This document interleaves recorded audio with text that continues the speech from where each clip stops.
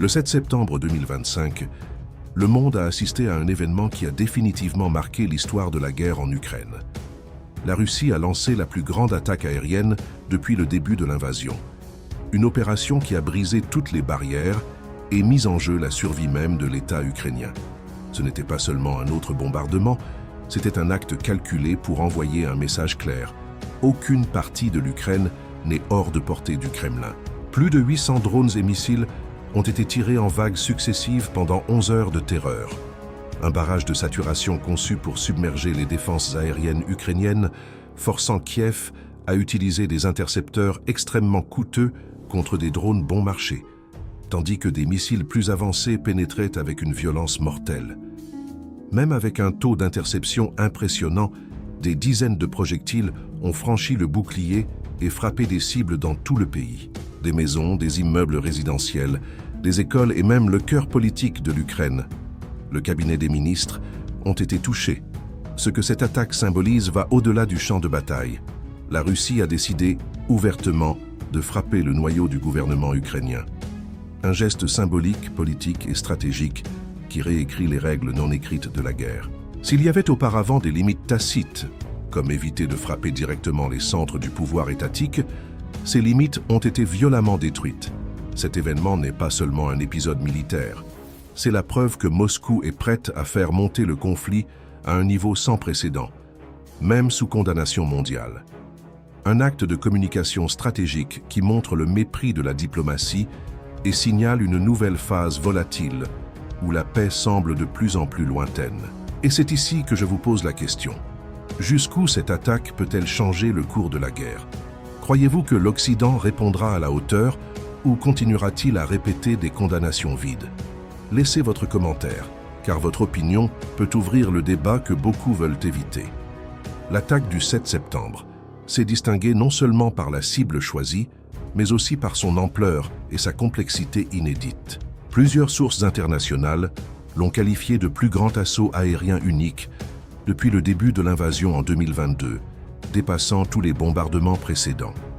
Plus de 800 actifs aériens ont été lancés, dont des drones Shahed de fabrication iranienne et des missiles de croisière et balistiques du système Iskander. Mais la stratégie ne résidait pas dans le simple volume. Une ingénierie militaire sophistiquée était en cours. Le Kremlin a décidé de mélanger des armes à faible coût avec des projectiles de haute précision. L'objectif était clair, saturer, confondre et pénétrer les défenses aériennes occidentales fournies à l'Ukraine. Les drones Shahed, dont beaucoup utilisaient comme leurre, n'avaient même pas de charge explosive. Leur rôle était de déclencher les radars, obligeant l'Ukraine à utiliser des missiles intercepteurs pouvant coûter des centaines de milliers de dollars chacun. Derrière cet essaim venaient les missiles de croisière Iskander-K, volant à basse altitude, et les redoutés Iskander-M, balistiques, capables d'atteindre des vitesses très élevées et des trajectoires imprévisibles. Même sous toute cette pression, la défense aérienne ukrainienne a obtenu des résultats impressionnants. 747 drones et 4 missiles abattus. Cependant, comme pour toute attaque de saturation, la logique est mathématique. Peu importe l'efficacité de la défense, il y aura toujours des projectiles qui passent. Dans ce cas, environ 65 ont frappé entre 33 et 37 localités différentes. Cette attaque ne visait pas seulement à détruire des cibles stratégiques, elle avait un deuxième objectif: épuiser les réserves de défense aérienne de l'Ukraine. Alors que l'Occident met des semaines ou des mois à approuver de nouveaux paquets d'aide, Moscou dépense des drones bon marché pour drainer des intercepteurs extrêmement coûteux. C'est une guerre d'économie des ressources, où chaque tir a un poids politique et militaire. À la fin de l'opération, le message était clair. La Russie a montré qu'elle pouvait maintenir l'usure pendant de longues périodes, tandis que l'Ukraine dépend de la rapidité avec laquelle Washington, Berlin ou Paris débloquent des armements. Le point le plus explosif de toute l'attaque n'était pas le nombre de drones, ni les impacts dans différentes régions, mais la cible choisie à Kiev, le cabinet des ministres de l'Ukraine, siège du pouvoir exécutif. Ce bâtiment n'avait jamais été touché en plus de 3 ans et demi de guerre. Jusqu'alors, le Kremlin avait évité de bombarder directement le quartier gouvernemental central, où se trouvent également le Parlement et le palais présidentiel. Cette retenue, même tacite, est tombée dans la nuit du 7 septembre. Des images ont montré le toit en flammes, avec des pompiers et des hélicoptères luttant pour contenir l'incendie. La première ministre Yulia Sviridenko a été photographiée à l'intérieur du bâtiment, au milieu des décombres, dans une posture de défi et de résistance. Pourtant, l'interprétation stratégique est inévitable. Le centre politique de l'Ukraine n'est plus sûr. Fait curieux, il existe une ambiguïté quant à la cause directe des dégâts. Certains responsables ont suggéré que l'incendie pourrait avoir été provoqué par des débris d'un drone abattu, et non par un impact direct. Cependant, d'un point de vue militaire et psychologique, ce doute est sans importance. Qu'il s'agisse d'un impact direct ou de fragments, l'effet symbolique est dévastateur. Le Kremlin a choisi de frapper, ou du moins de permettre que soit frappée, une cible qui n'a pas de valeur militaire immédiate. Ce n'était pas un dépôt de munitions, ni un centre de commandement souterrain. C'était le bâtiment qui représente la souveraineté administrative de l'Ukraine. Cela transforme l'attaque en un message politique, et ce message est venu à un moment calculé. Quelques jours auparavant, une coalition de volontaires, composée de 26 pays, avait promis à l'Ukraine des garanties de sécurité pour la période d'après-guerre. Dans le même temps, Washington tentait de médiatiser des pourparlers de paix. Le message de Moscou était direct. Nous ne reconnaissons pas ces initiatives. Nous n'acceptons pas les termes et nous ne respecterons pas de prétendues garanties de sécurité. Pour la Russie, frapper le cabinet des ministres était une manière de dire à l'Occident: vous ne pouvez même pas protéger le cœur du gouvernement que vous soutenez.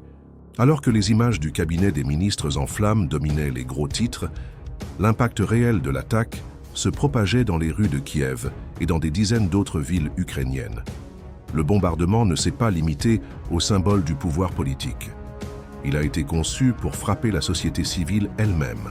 Des rapports ont confirmé entre 3 et 5 morts dans tout le pays, dont la tragédie la plus choquante: la mort d'une mère et de son bébé à Kiev, ensevelis sous les décombres d'un immeuble résidentiel. Dans d'autres quartiers, des blocs d'appartements de 9 et même 16 étages se sont partiellement effondrés, laissant des dizaines de familles sans abri. Le footballeur Georgi Soudakov a complètement perdu sa maison, où se trouvaient sa femme enceinte, sa petite-fille et sa mère. Toutes ont survécu par miracle. L'attaque a également laissé des traces à Zaporijjia, Kryvyi Rih, Kremenchuk et même Odessa. Des écoles, des entrepôts, des jardins d'enfants et des infrastructures urbaines ont été endommagés. Dans certains endroits, des incendies ont consumé des bâtiments entiers. La population ukrainienne a de nouveau ressenti qu'aucun endroit n'est sûr, ni les abris ni les quartiers résidentiels.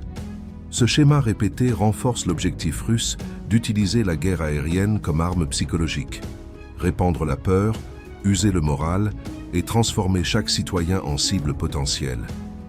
La guerre n'est plus une question de ligne de front, elle concerne désormais le quotidien de millions de personnes. Mais vous, pensez-vous que ce type de terreur peut réellement affaiblir la résistance ukrainienne ou produira-t-il l'effet inverse en unissant encore plus le peuple contre Moscou? Commentez votre vision, car c'est ce débat qui façonne le cours de la guerre. La réponse internationale à l'attaque n'a pas tardé. En quelques heures, des dirigeants européens et des institutions mondiales ont exprimé une condamnation forte et unifiée. La présidente de la Commission européenne, Ursula von der Leyen, a accusé Moscou de se moquer de la diplomatie, tandis que le Premier ministre britannique Keir Starmer a qualifié l'attaque de lâche et de preuve que Poutine ne prend pas la paix au sérieux.